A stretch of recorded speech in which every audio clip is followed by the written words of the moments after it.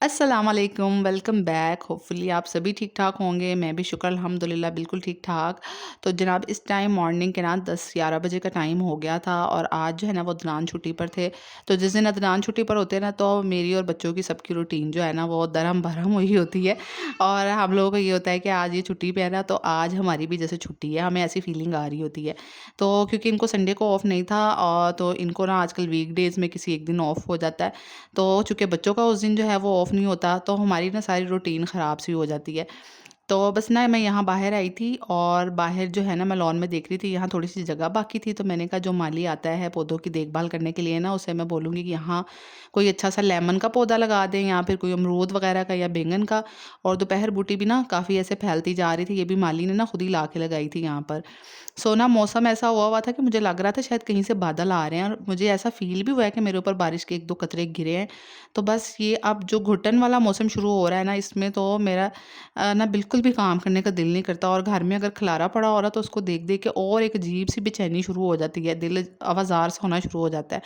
तो ये जो अब मौसम शुरू होगा ना, इसमें तो सुबह-सुबह अर्ली मॉर्निंग मैं कहती हूँ कि फ़जर के फ़ौरन बाद उठ के काम कर लिया जाए ना, घर समेट लिया जाए, नीट क्लीन हो जाए और बंदा खुद भी नहा धो के साफ-सुथरा होके बैठा हो ना, तो फिर जो है ना वो मुझे मतलब ये वाले मौसम में मेरा दिल करता है कि ऐसे होना चाहिए ना। क्योंकि बाकी दिनों में तो आप जो है ना वो आराम से जब मर्ज़ी काम कर लें, शाम को कर लें, लेकिन ये हब्स वाले मौसम में ना बिल्कुल दिल नहीं करता कि आप पंखे के नीचे से हिले। तो बस फिर मैं यहाँ आ गई थी ब्रेकफ़ास्ट बनाने के लिए और ब्रेकफ़ास्ट तो हमारा वही सिंपल सा होता है, सुबह 9 पराठा, 9 रोटी। और एक दिन ना मैंने रोटी और पराठा पराठा तो नहीं ख़ैर मैंने बनाया था, लेकिन मैंने ना रोटी बनाई थी। तो हमारी तो आधा दिन गुज़र गया, वो रोटी गले में ही अटकी रही, ऐसा लग रहा था हज़म ही नहीं हो रही थी। शायद हम मुझे लग रहा है कि हमें ना ये टोस्ट, अंडा वग़ैरह खाने की आदत हो गई है, हम यूज़्ड टू हो गए हैं, तो इसलिए जो है वो अब रोटी इतनी जल्दी हज़म नहीं होती है। या फिर जो है ना वो मौसम ही कुछ ऐसा चल रहा है। तो बच्चे तो कह रहे थे कि हम जो है वो मैंगो शेक ही पी लेंगे खाली, और वो काफ़ी ज़्यादा बनाया था हम लोगों ने, ठंडा-ठंडा काफ़ी रिफ्रेशिंग लगता है, हमें अच्छा लगता है। तो फिर ना मैंने कहा कि मैं अपने लिए यहाँ ब्रेड बना रही हूँ, तो आप लोगों के लिए भी बना देती हूँ। तो मैं यहाँ पे ना ये वाले पीसेस ज़ाया नहीं करती हूँ, ये जो ब्रेड के बिल्कुल ऊपर वाले पीसेस होते हैं ना कटे हुए, मुझे लगता है कि इसको अगर मैं फेंकूँगी ना ज़ाया हो जाएँगे, तो मैं फिर इसको खुद ही खा लेती हूँ अपनी ब्रेड के ऊपर लगा के। तो बस फिर आज नाश्ते के बाद जो है ना वो थोड़ी-सी इधर-उधर के घर के काम किए थे एंड देन जो है ना वो अदनान समोसे ले आए थे और समोसे हम लोगों ने ना बड़ा कोई अरसा हो गया हमने समोसे नहीं खाए। क्योंकि पहले-पहले जब बच्चे स्कूल जाते थे ना तो तब हम लोग समोसे मँगवा लेते होते थे। ऐसे कभी कुछ घर में बना नहीं होता था ना लंच में, तो फिर समोसे ऑर्डर कर देते थे, घर पर आ जाते थे। तो अब बड़ा कोई अरसा हो गया हमने समोसे नहीं मतलब ना खाए थे, तो आज अदनान लेके आए थे ना समोसे, तो हम लोगों ने ना बड़े दिल भर के डेढ़-डेढ़ 2-2 समोसे खाए थे, क्योंकि सुबह हमने नाश्ता इतना ज़्यादा हैवी नहीं किया था और हमें ना भूख लग गई हुई थी। तो बस मैं इतना ज़्यादा व्लॉग और चीज़ें रिकॉर्ड नहीं की थी आज, क्योंकि ना हुरिया अगेन मेरी वीडियो बना रही थी और ना बड़ा मसला हो रहा है, ट्राइपॉड नहीं है, तो बस मैंने ऑर्डर किया हुआ है, 1-2 दिन में रिसीव हो जाएगा। जिस तरह मैं खुद शॉट लेती हूँ, खुद मैं अपना कर लेती हूँ ना काम, तो दूसरे को पकड़ाना कैमरा, बच्चे फिर उस तरीके से रिकॉर्ड नहीं कर पाते हैं। और बच्चे फिर जैसा कर रहे होते हैं ना, फिर उसी तरीके से वीडियो वो बस बना ही जाते हैं, या फिर मुझे बार-बार कहना पड़ता है यहाँ से आओ, ऐसे करो, ऐसे लो।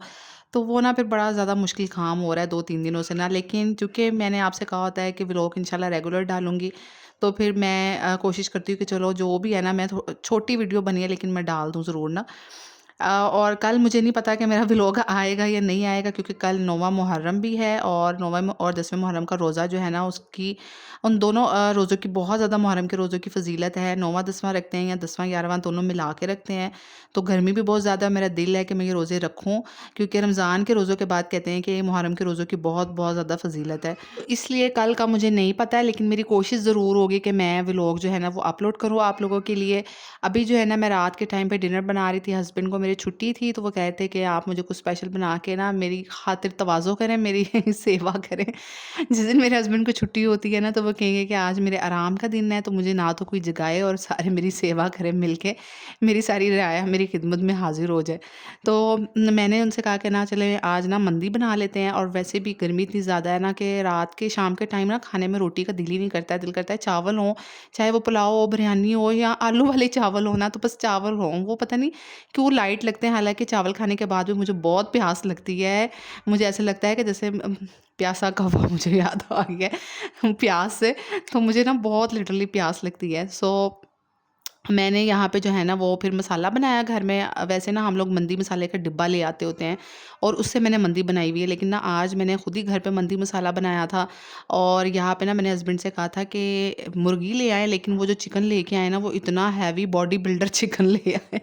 वो इतना, मैंने उनसे कहा था कि किलो सवा किलो की तरी की मुर्गी होनी चाहिए चिकन का पीस, लेकिन वो जो है ना ले आए तकरीबन 2 केजी के करीब। और इतनी वो हैवी मुर्गी थी ना, और यहाँ पे मुझे कट लगा के दरमियान में से हाफ करके दे रहे थे। और साथ साथ मुझे ये भी कह रहे थे कि ना मैं जो कट लगा रहा हूँ ना, मैं ज़बरदस्त किस्म के लगा रहा हूँ, मैं ऑलराउंडर बंदा हूँ, आपसे सही कट नहीं लग रहे।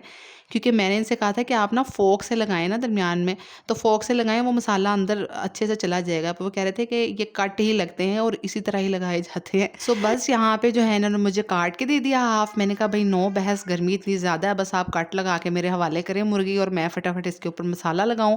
तो यहाँ मैंने ग्लव्स पहन लिए थे। वैसे ना मैं ग्लव्स बहुत कम पहनती, यूज़ नहीं करती, मैं सारी चीज़ें ऐसे ही कर लेती हूँ।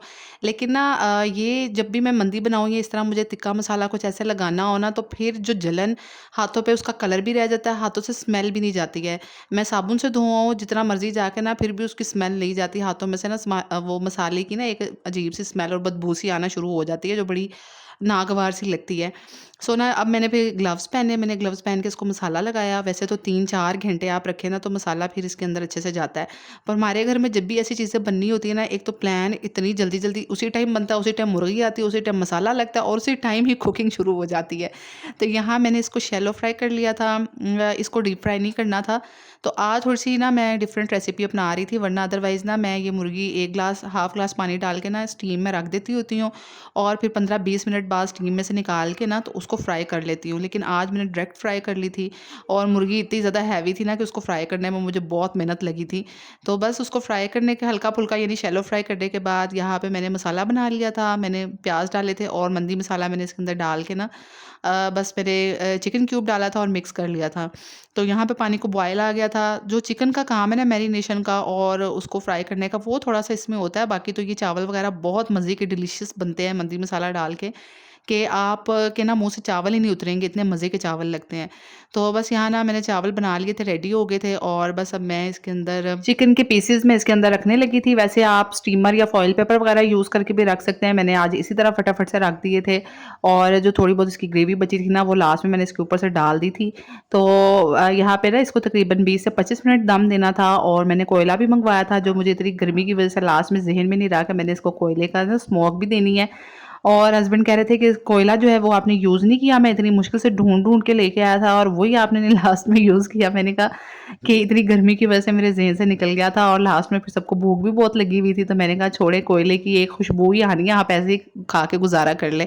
लेकिन जो है ना माशाल्लाह माशाल्लाह बहुत मज़े की ये मंदी बनी थी। और जो है ना पुलाव खा-खा के भी ना इंसान थक जाता है, बिरयानी खा-खा के भी। तो ये एक डिफरेंट रेसिपी है जो कभी-कभी जो है ना ऐसे मैं ट्राई करती हूँ जब मुझे अपने हस्बैंड की खातिर तवाज़ो करनी होती है छुट्टी वाले दिन। सो बस यहीं पे आज के व्लॉग को ख़त्म करती हूँ। लास्ट में हम लोग यहाँ बाहर आए थे आइसक्रीम खाने के लिए। और अगर आप लोग न्यू आए हो तो सब्सक्राइब ज़रूर करना मेरे चैनल को, कमेंट करना प्यारा सा। नेक्स्ट व्लॉग में मिलूँगी। अल्लाह हाफ़िज़।